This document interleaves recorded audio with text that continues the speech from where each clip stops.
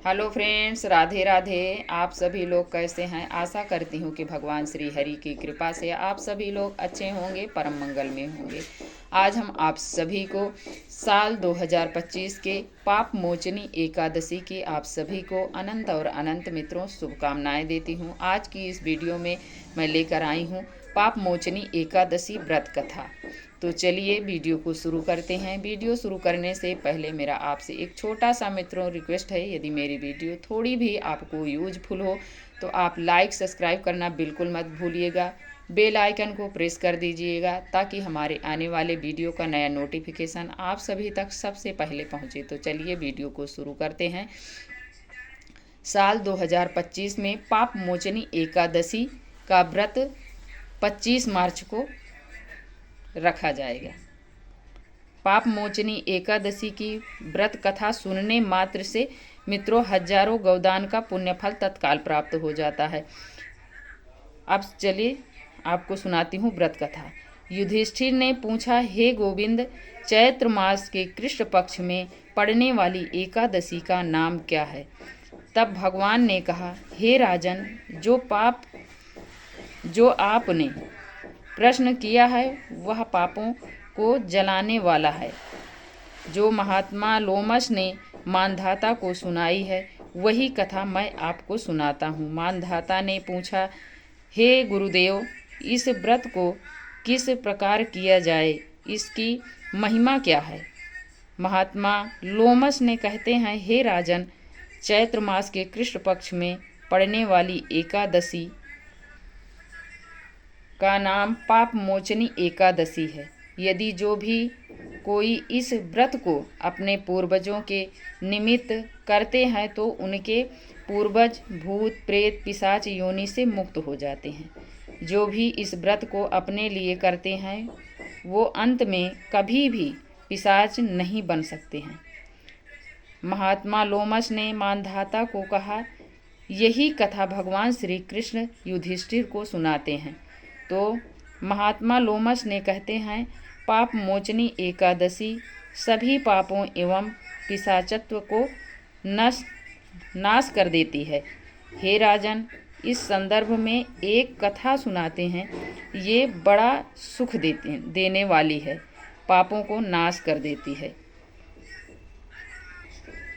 एक बार की बात है, एक मेधावी नाम का ऋषि तपस्या कर रहा था और उसकी तपस्या को भंग करने के लिए एक स्वर्ग से कन्या आई और उसका नाम मंजुघोषा नाम की अप्सरा ने उसे तपस्या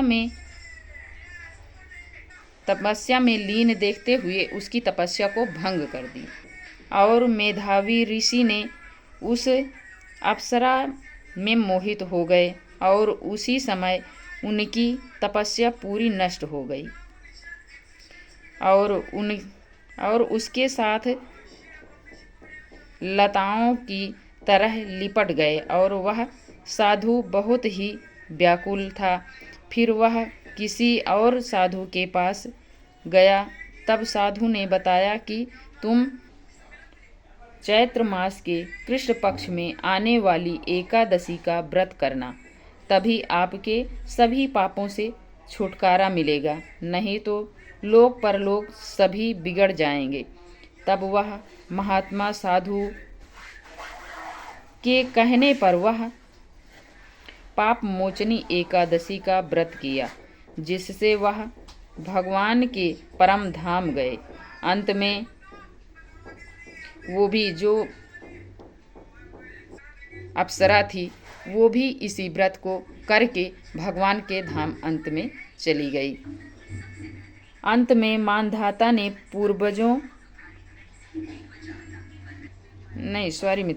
अंत में मानधाता के पूर्वज किसी न किसी रूप से पिशाच बन गए थे।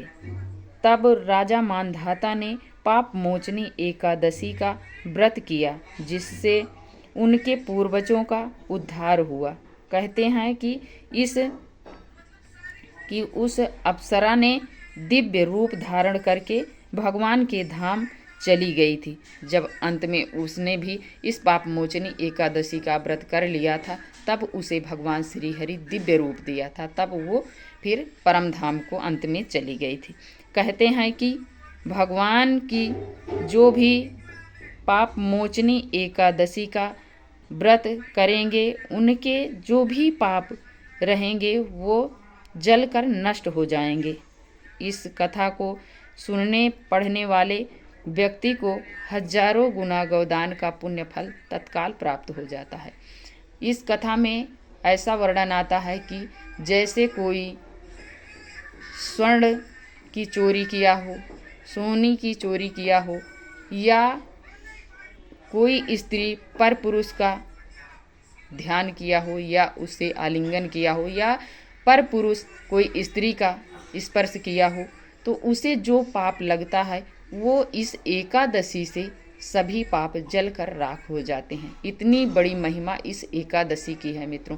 हम सभी सनातनी को, सभी वैष्णव जन को इस एकादशी का व्रत जरूर करना चाहिए। अपने जीवन काल में कभी ना कभी एकादशी का व्रत जरूर करना चाहिए। आप कोई भी व्रत करें या ना करें, लेकिन एकादशी का ऐसा व्रत है जो कि सभी व्रतों का राजा माना जाता है।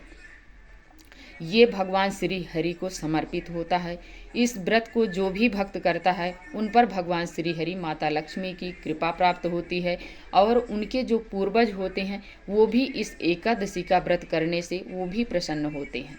इसलिए जब हमारे पूर्वज प्रसन्न होंगे तो हमारी सभी मनोकामनाएं पूर्ण होती हैं।